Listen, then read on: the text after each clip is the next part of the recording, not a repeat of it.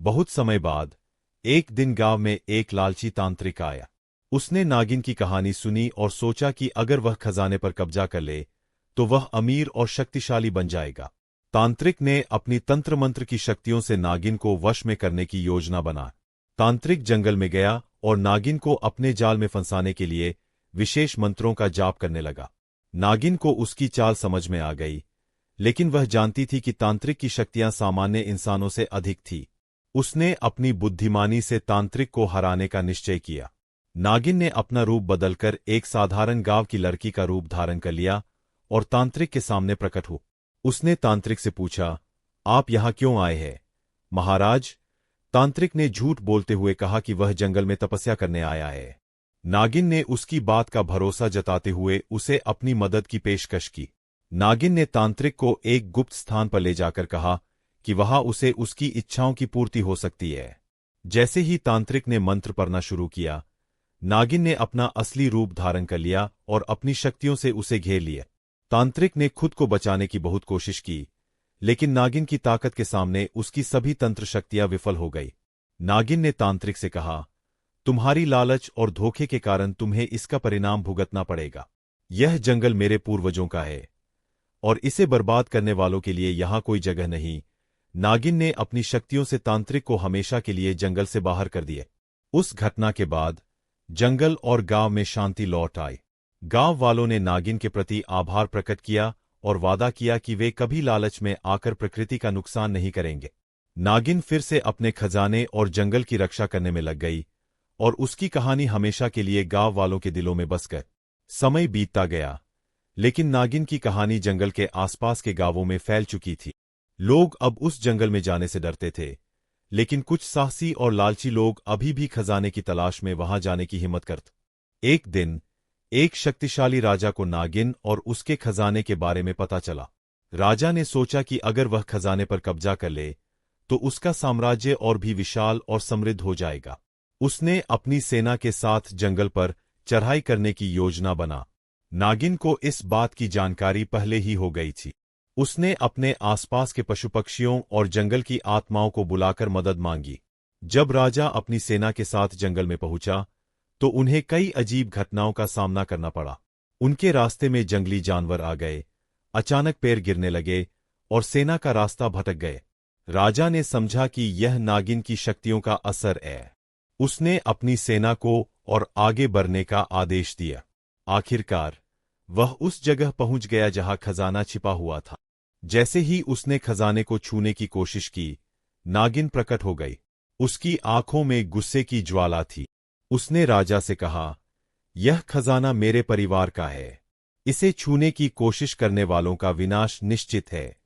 राजा ने अपनी तलवार निकालकर नागिन पर हमला करने की कोशिश की, लेकिन नागिन ने अपनी शक्तियों से उसे रोक दिया। उसने पूरी सेना को जाल में फंसा लिया। राजा ने अपनी हार मानते हुए नागिन से माफी मांगी और वादा किया कि वह कभी दोबारा जंगल में प्रवेश नहीं करेगा। नागिन ने उसे एक शर्त पर छोड़ दिया कि वह लोगों को लालच और प्रकृति के सम्मान के बारे में सिखाएगा। राजा ने गांव लौटकर नागिन की कहानी को पूरे साम्राज्य में फैलाए। उसने अपने लोगों को सिखाया कि प्रकृति का सम्मान करना और उसकी रक्षा करना सबसे बड़ा धर्म है। इसके बाद नागिन ने अपने जंगल में शांति से रहना जारी रखा और उसकी कहानी हर पीढ़ी के लोगों के लिए एक सीख बन गई। कई वर्षों बाद उस गांव में एक नया परिवार आकर बस गए। इस परिवार में एक छोटी बच्ची थी जिसका नाम थी मीरा। मीरा बहुत जिज्ञासु और साहसी थी। उसे जंगल में घूमने और प्रकृति के साथ समय बिताने का बहुत शौक था। गांव के बुजुर्गों ने उसे नागिन की कहानी सुनाई और चेतावनी दी कि वह जंगल के अंदर न जा। लेकिन मीरा की उत्सुकता बढ़ती गई। एक दिन मीरा चुपचाप जंगल में चली गई। वह वहां के पेड़ों, फूलों और पक्षियों को देखकर बहुत खुश हुई। खेलते खेलते वह खजाने वाली गुफा के पास पहुंच गई। गुफा से निकलती एक हल्की रोशनी ने उसका ध्यान खींचा। जैसे ही उसने गुफा के अंदर कदम रखा, नागिन प्रकट हो गई। मीरा डर के बजाय हैरान थी। उसने नागिन से पूछा, आप कौन हैं? नागिन ने मुस्कुराते हुए कहा, मैं इस जंगल की रक्षक हूं। लेकिन तुम यहां क्यों आई हो, बच्ची?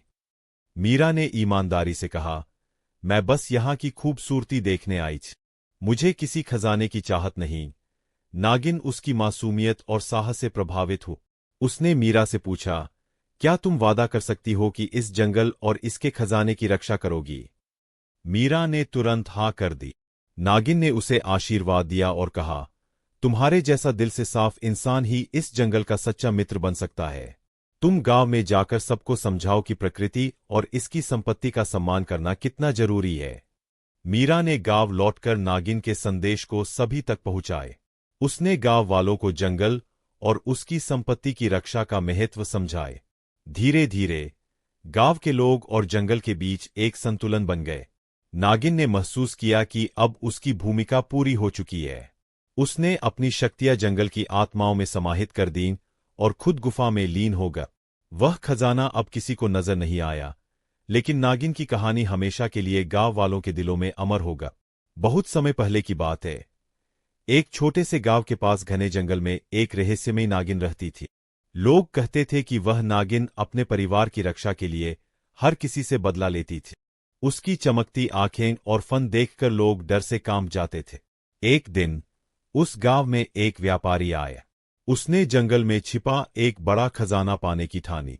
गांव के बुजुर्गों ने उसे चेतावनी दी कि जंगल में नागिन का वास है और खजाना उसके संरक्षण में है। लेकिन लालच के कारण व्यापारी ने उनकी बात नहीं मानी और खजाना ढूंढने निकल पड़ा। जंगल में घुसते ही उसे कई अजीब घटनाओं का सामना करना पड़ा। अचानक नागिन उसके सामने आ गए। उसकी आंखों में गुस्सा और दर्द था। उसने व्यापारी से पूछा कि वह यहां क्यों आया है। व्यापारी ने डरते डरते कहा कि वह सिर्फ खजाना लेने आया है।